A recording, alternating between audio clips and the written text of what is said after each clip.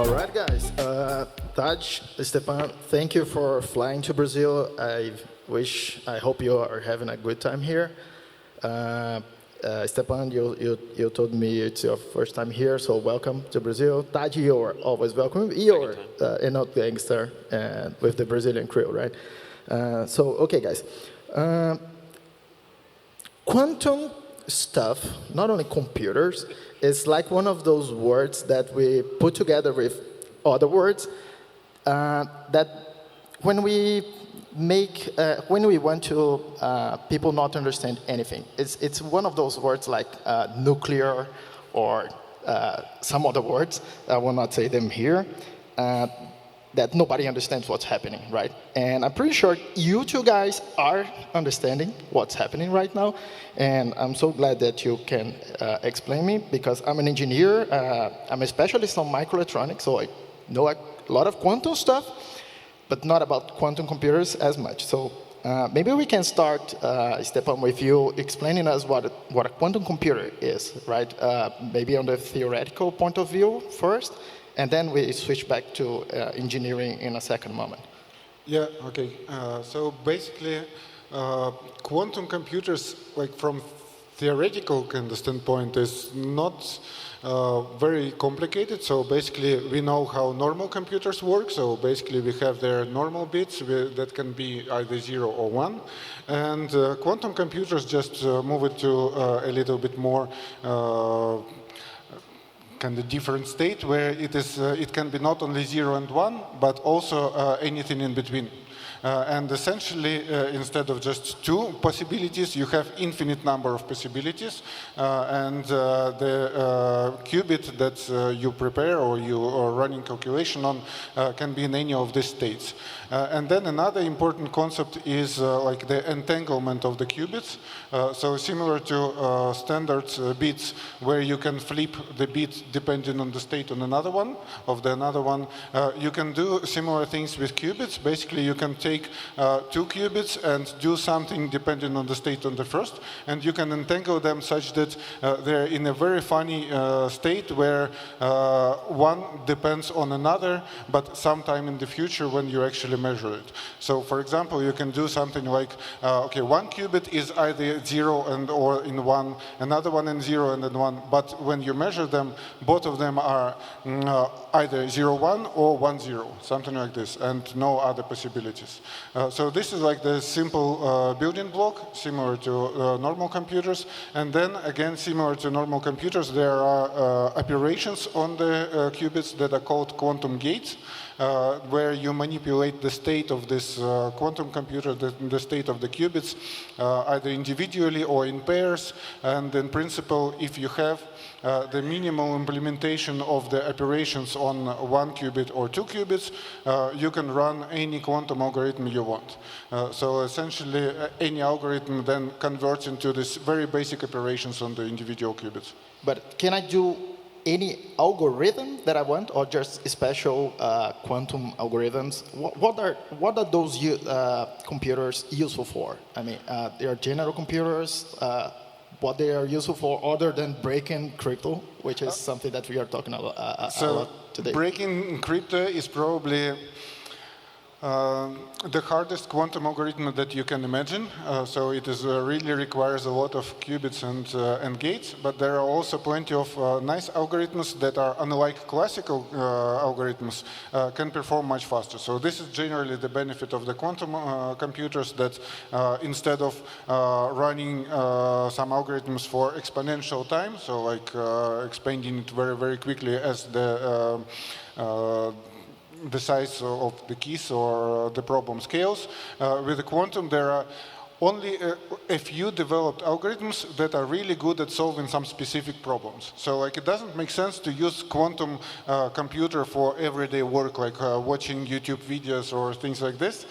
So we have already very well developed classical computers for that. But For specific things, for example, the Shor's algorithm that will break elliptic curve cryptography. So this is like the factorization of the numbers.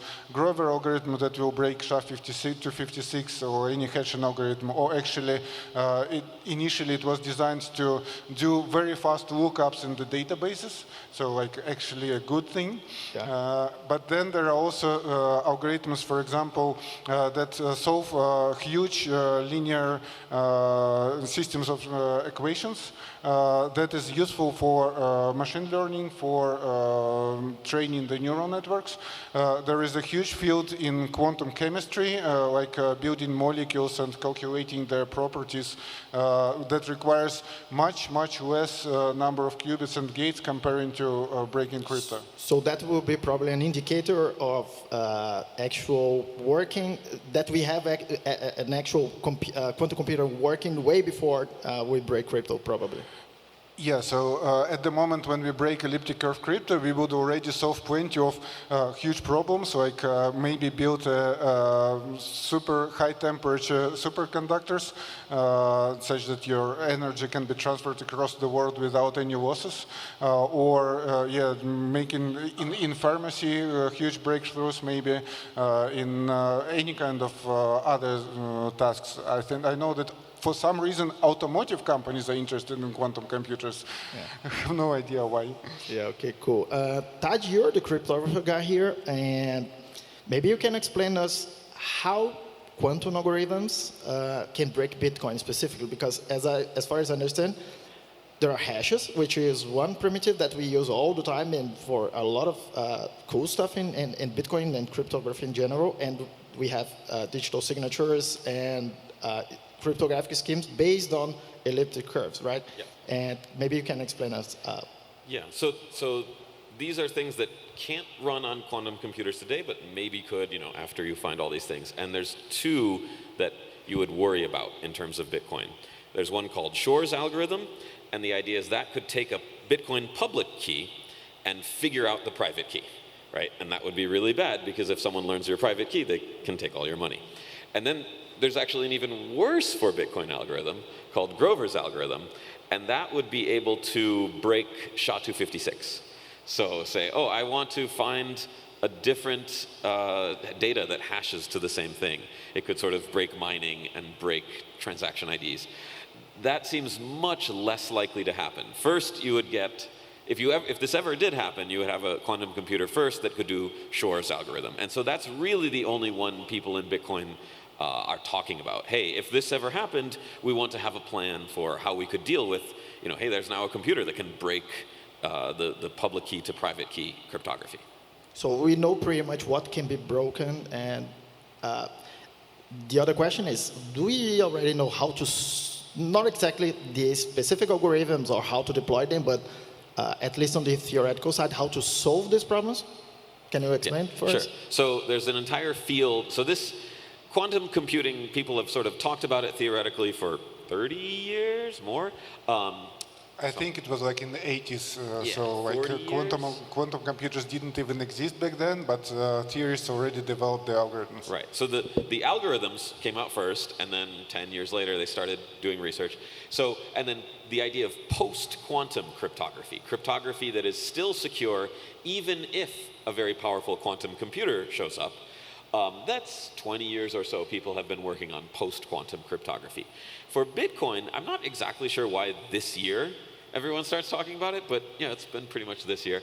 But also, so I guess there's already post-quantum algorithms for signatures, for encryption, that like the US government, for example, has said, okay, Neste, we need to have a competition, and everyone, all these researchers make new types of signatures that a quantum computer cannot break.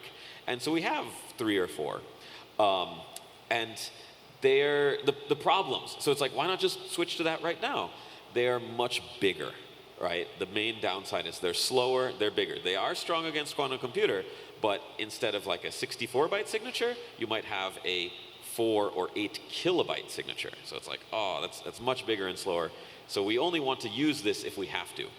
But then just in the last year, myself, other Bitcoin people start looking at this and saying, wait, we can make that smaller. Like, this is kind of a fun problem. And so I wrote a thing a couple weeks ago of how you can do like signature aggregation. So maybe if you have multiple inputs, right now you sign each of the inputs, but your signature right now is only 64 bytes. Who cares? If your signature was very large, that would be a problem. So I wrote a way, you can only have one signature for many inputs, and this can work. This is not, I shouldn't say who or what, but people I work with on Bitcoin have a paper. They'll probably publish it later this year or maybe early next year that they're working on. So it's unpublished. They don't know if it works yet, but they think they can get the size of some of these post-quantum signatures down to a few hundred bytes. So, first you say, it's kilobytes, this is horrible. And then, maybe we can get it down to a few hundred bytes. Not great, but totally usable.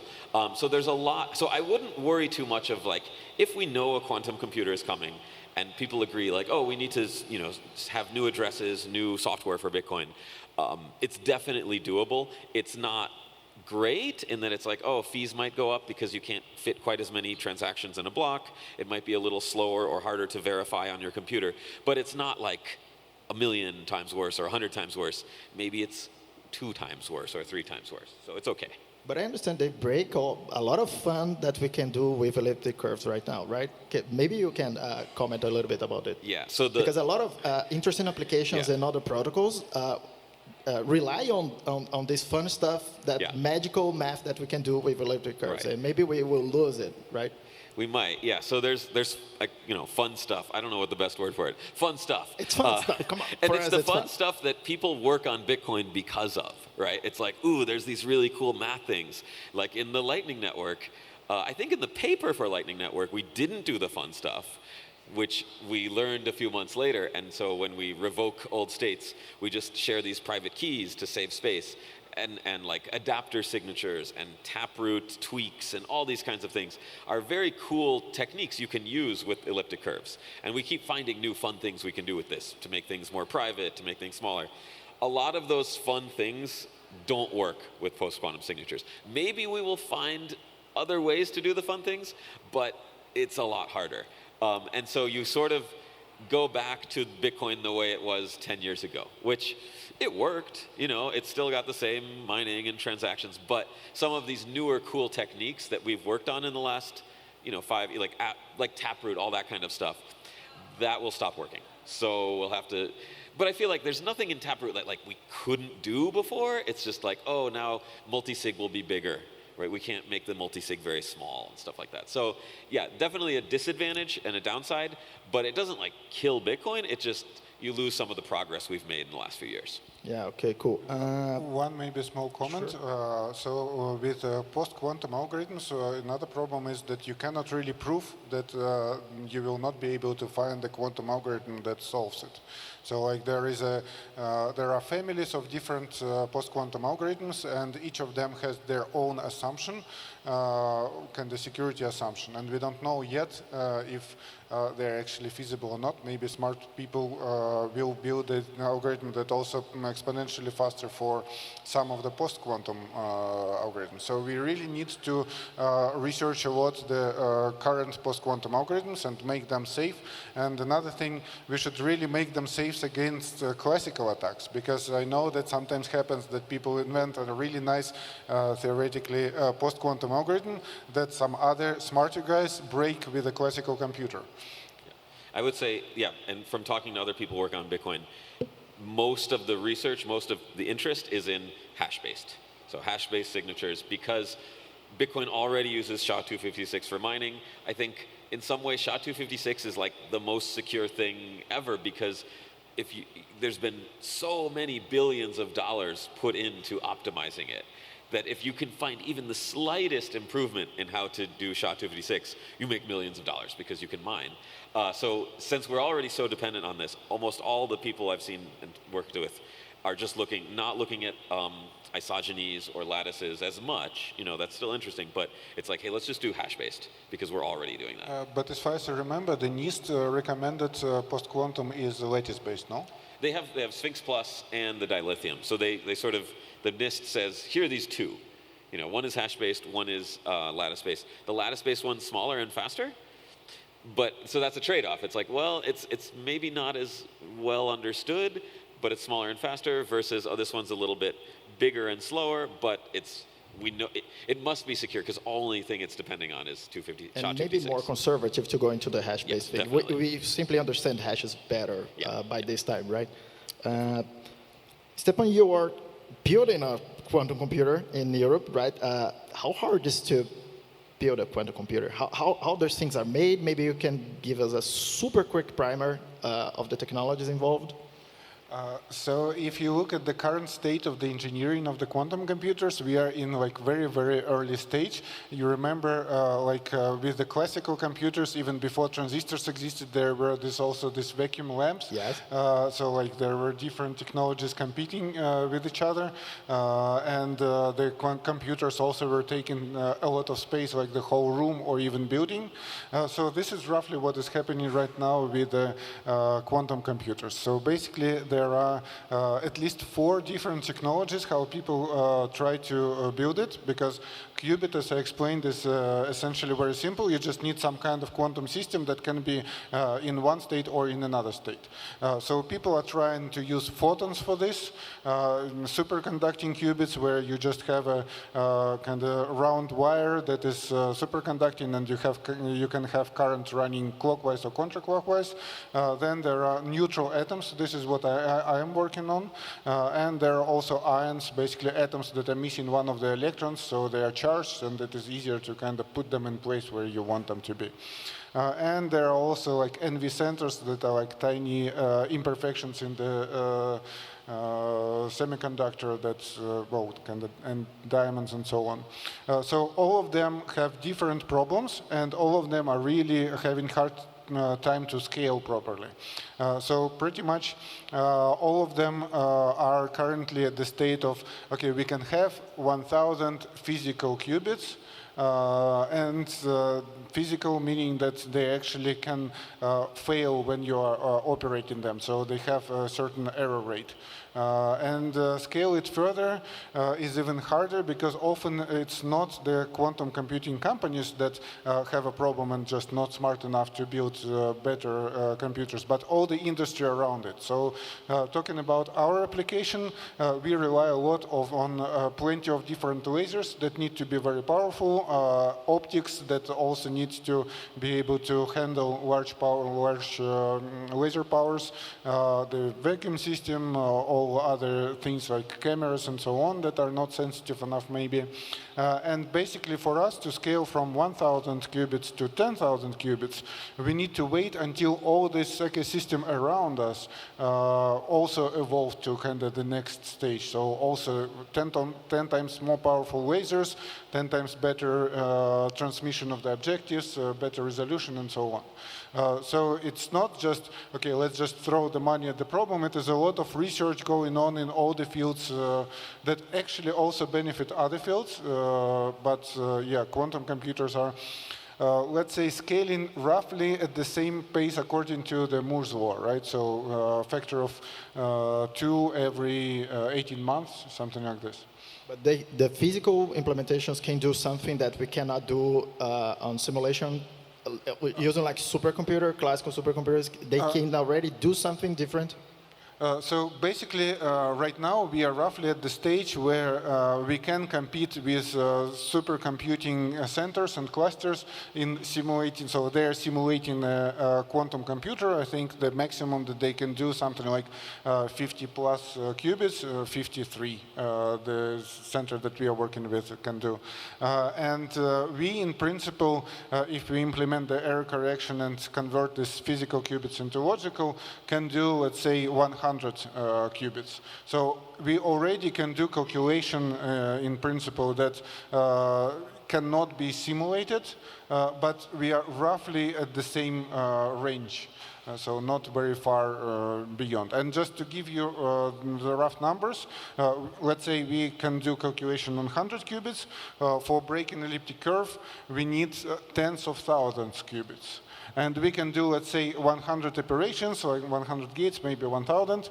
And for real quantum algorithms, we need tens of millions of gates. So we are way behind comparing to what we really need to achieve. So maybe we are like prehistory, Stone Age of quantum computers still, right? Yeah, maybe very early. that would be a fair thing to say. So I would say that basically before we get to real functional quantum computers, first the industry will converge to some specific application. So what exactly is the best scalable system? Maybe it will be even superconductors because there are fabs and industry can do semiconductors like really well on small scales.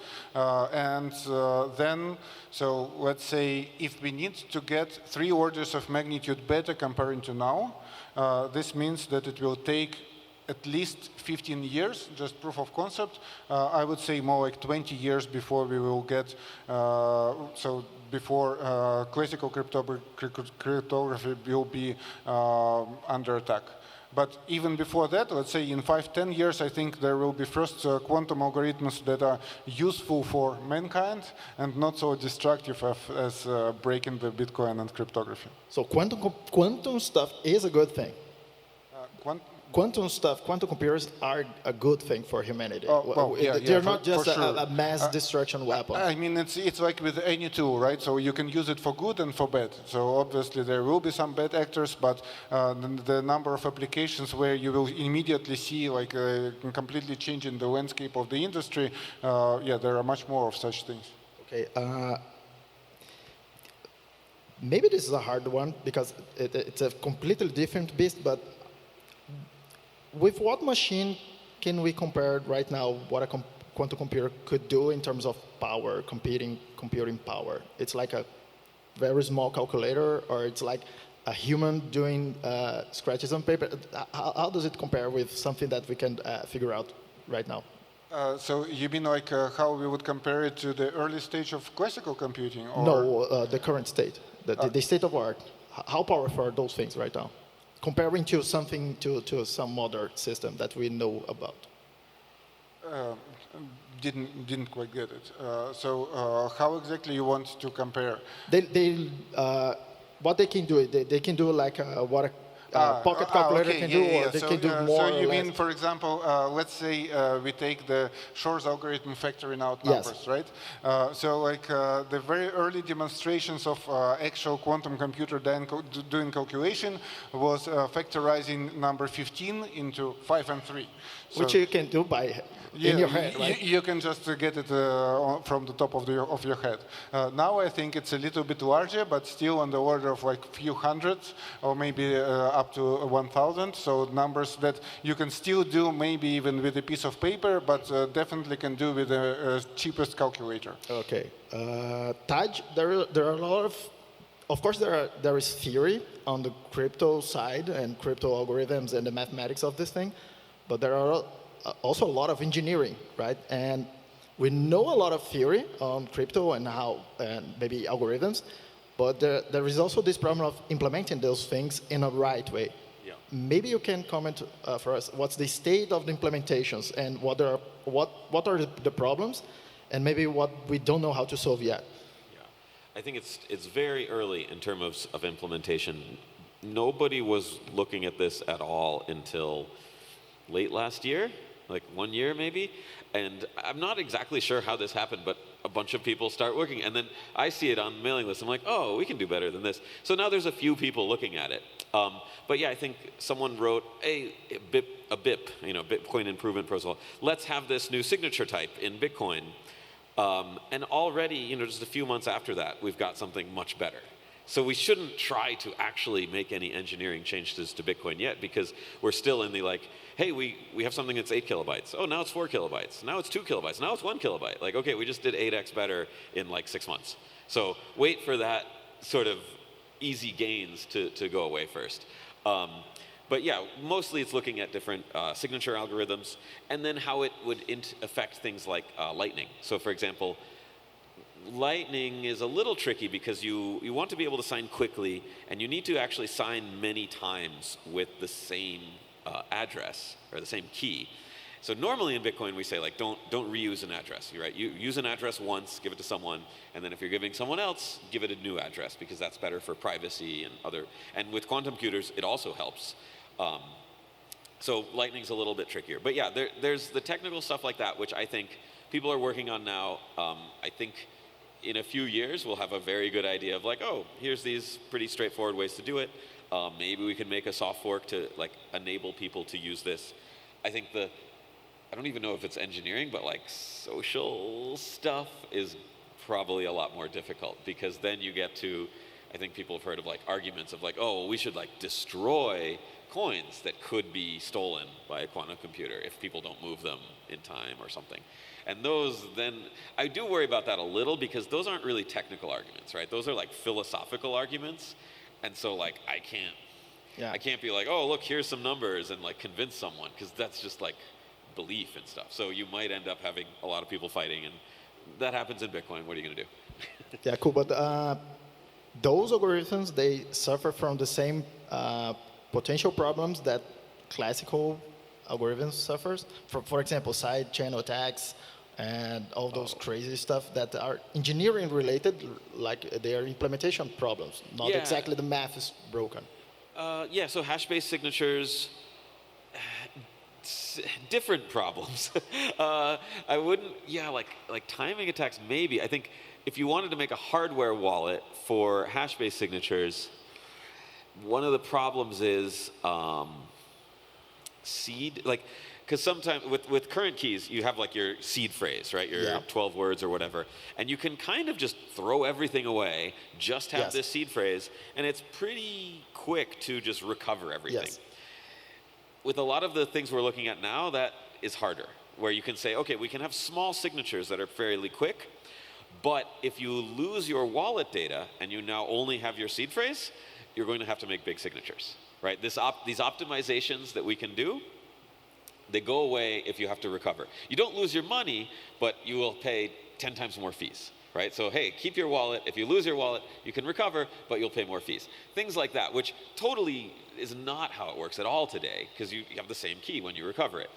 So there's like weird things that, hardware wallets will have to change, different algorithms, things like that. They're all survivable. They're all just like, but then some of the things aren't problems anymore. So it's just like sort of a new set of algorithms that people will have to learn to work with. So then in a sense it is closer to Lightning Network where you also need to keep the state and back up the state. But we lose basically all the nice features that we have right now, like key derivation, like HD keys like BIP32, BIP39, all these things. Yeah, so you can have, okay, so how it's kind of technical, but you can have hardened derivation still, but you can't have the like XPub kind of thing. That won't work. At least none of the algorithms I know about can do that. So yeah, it's like some of the things still work, some of the things don't. None of it like kills it, but you're gonna have to rewrite a lot of software. So.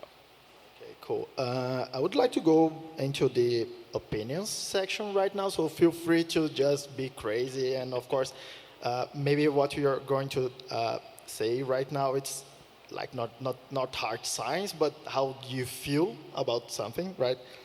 And the first question is, when is this going to happen? My bet is 20 years from now we should start worrying. Oh, wait, 20 years from now we should start worrying. So I mean, early. Okay, it makes sense to start the development of proper algorithms and key sizes and everything now. Yeah. But I think that in 20 years, basically, quantum computers will reach the state when they can start trying breaking some weaker signatures or hash functions that are like, I don't know, SHA-1 and toy elliptic curves on smaller field sizes. Yeah. Okay. What's your bet, Tadge? I sort of, 20, 30, very far in the future, to who knows. I sort of was joking before that like there are these companies that are getting millions of dollars and funding of like quantum algorithms and breaking things. And so they're sort of getting millions of dollars to tell everyone, oh, it's going to be a problem in 2 years, 5 years. Nobody is giving me any money to tell you that, don't worry about it, right? You can't raise money that way. So yeah, I'm not worried about it. I would say I think it's very unlikely to happen anytime soon. But there's other reasons you might want this. Like someone, even if quantum computers are still very far out, someone in a few years could say, hey, I have a new algorithm that can find your private key from your public key. Yeah. Maybe not practical, but maybe a little faster than our best algorithms now. And so there could be classical computer breaks to some of the cryptography. That does happen. And so you just never know what's going to happen. I do think it's good to have these kind of backup plans. Yeah, actually, I remember one story that basically when quantum computers, I think it was D-Wave, the company that is doing quantum annealers, they demonstrated that they are solving some specific task very fast compared to classical computers, and yeah, that's because we are quantum and we are utilizing this quantum entanglement and things. And then some smart guys looked at this algorithm and developed the algorithm that is fully classical, running on a normal computer that is even faster than that one. So there is now a huge collection of algorithms and actually a lot of work done. They're called quantum-inspired algorithms. So basically just by looking how quantum computers operate, you can kind of change your thinking and you find the ideas how to implement it better and faster on a normal computer. So maybe that gives us inspiration to find new algorithms that we don't know. It's a breakthrough, right? So maybe. Yeah, that's what you're saying. Okay, cool. Yeah, that's the problem with Bitcoin. Like, there's no mathematical proof that anything in Bitcoin works. It does work. It's great, but like, we don't have a proof. Who knows? There is one assumption, right? So that NP problem is hard, and that's pretty much it. Actually, Tadge, I think this is pretty much the state for all cryptography because we have a lot of mathematical proofs, but they are all conditionals. Yep. Assuming this is true, right? And we have no idea if this is true or not. We have absolutely no idea. All these things works, all those fun stuff works, right? But we have no idea if our assumptions are true or if they are feasible, right? Our best guess is that, Bitcoin's been around for a long time. There's been a huge bounty on breaking it. There's a lot of smart people that have tried, and no one can. So that's the best security argument we have. Yeah. But that's all it is. And it keeps increasing in value, and the bounty is becoming, it's growing, right? And growing and growing. And, I used to worry about this. I kind of don't, because after like 10 years, you're like, well, seems like it works. Okay. Now comes the question, Tadge, mostly for you. What to do with Satoshi's coins? Oh, so because okay. Those are the most insecure coins right now are Satoshi's coins because they are not protected by hashes, right? Okay, so first I want to say we don't know if it's Satoshi. There was this blog post like a million years ago, and like, oh, it's Satoshi. It's like, or it's anyone else in 2009. Like, I don't know. But yeah, there's a bunch of coins, 1.5 million bitcoins, so a lot, that were mined in like 2009-ish, and they use pay-to-pub key instead of pay-to-pub key hash, and so a quantum computer could grab them directly. So most of the addresses everyone uses now are like hashed addresses. So like pay-to-pub key hash, pay-to-witness pub key hash. And so those actually can't directly be stolen by quantum computers unless some other, ish, and there's ways to help that. But the very early 2009 coins, they're just wide open. And the other problem with it is they haven't moved for all of Bitcoin's history, right? It's pretty clear that maybe some of them are Satoshis. Maybe there's people who, saw Bitcoin in 2009, clicked it, downloaded it, ran it, mined a few hundred coins, and then deleted it because it wasn't worth any money then and forgot about it. Or remember and like, oh man, remember when I had like 5,000 Bitcoins? Then I just deleted it because it wasn't worth anything. And so there's probably a lot of that it can never move, right? The keys are gone.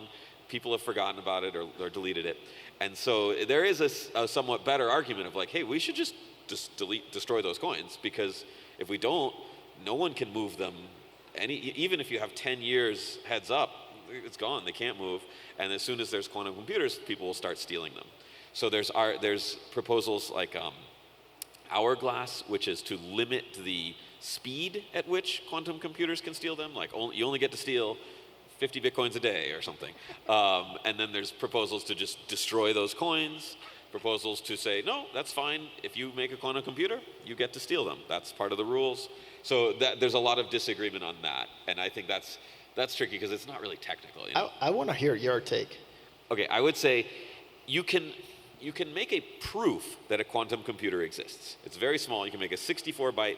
You can make a Bitcoin transaction that if this transaction is only possible via a quantum computer or an equivalent break in elliptic curve. I would say if you have that, then I could see arguments for destroying these coins. I say if you don't have that, I will not run any software that destroys these coins without that proof.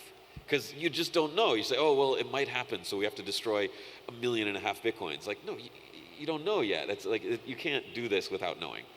I mean, in principle, it doesn't need to be like Bitcoin transaction or anything. So just if someone publishes a paper where they say that, okay, here how we hashed to the curve, and then here we recovered the private key, then yeah, we are done. We should destroy everything that is on legacy. Well, I'm still not saying you have to, but I'm saying if you don't have that, definitely don't. If you have it, well, then we'll start arguing forever.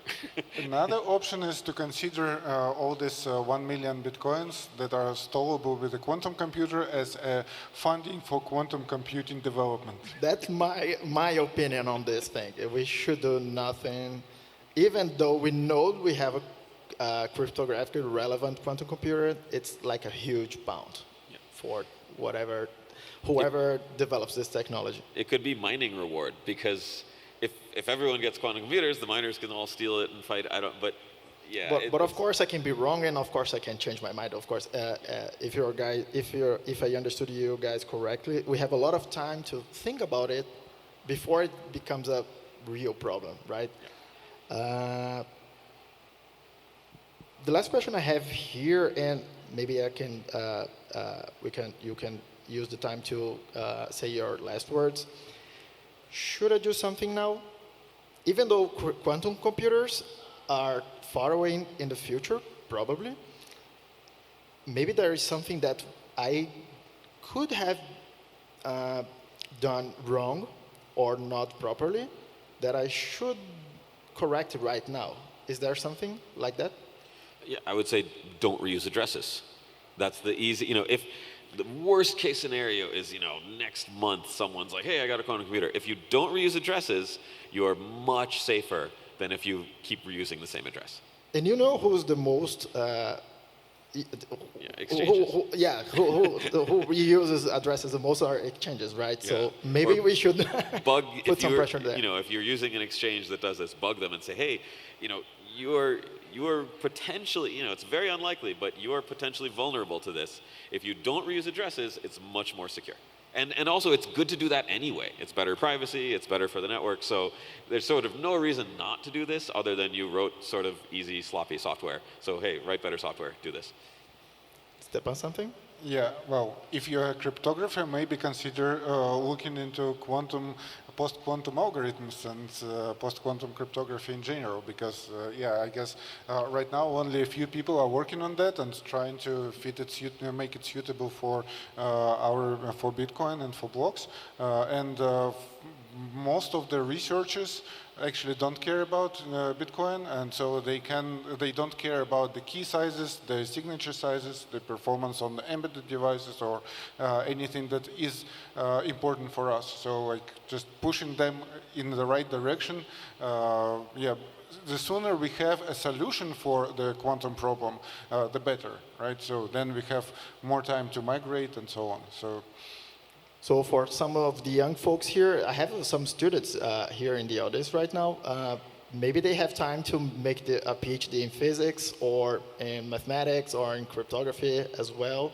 So we have more Bitcoiners working on these fields and not people working on this field that got interested in Bitcoin later. That? Well, that's that as well. That would be cool, right? Generally, I think that there is a lot of developers that are developing on top of kind of Bitcoin standard, but not enough doing like the base cryptography layer. But it is hard. I mean, it's understandable. You need to spend a lot of time just to figuring out how this stuff works. Yeah.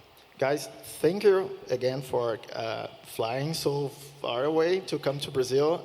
You are always welcome, Stepan. Now you know now you know how to reach here. Come on, Tadge, you're almost speaking Portuguese. No. No, yeah, but I will try to convince you to learn Portuguese in some time. Guys, thank you again for coming and for having this nice conversation. I learned a lot. We don't have questions, but if I'm here, come bug me, ask me questions. I'll try to understand. We will be around, so talk to us. Thank you, guys. Thanks a lot. Thanks.